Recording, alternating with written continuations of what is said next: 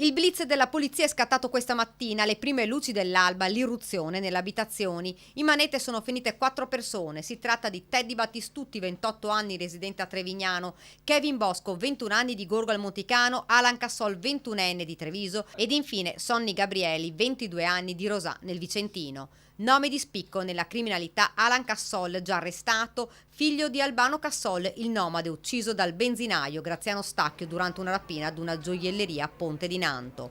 Non solo, ma altre 2 persone sono finite nei guai, 2 persone legate sempre a Cassol, residenti nel Veronese, che fornivano alla banda supporto logistico, 2 donne di 43 e 20 anni. I 4 della banda sono indagati in concorso per porto e detenzione illegale di esplosivi, riciclaggio, furto aggravato, furto in abitazione. Colpi messi a segno in varie località del Veneto, tra i quali anche Treviso, del Friuli Venezia Giulia e dell'Emilia Romagna.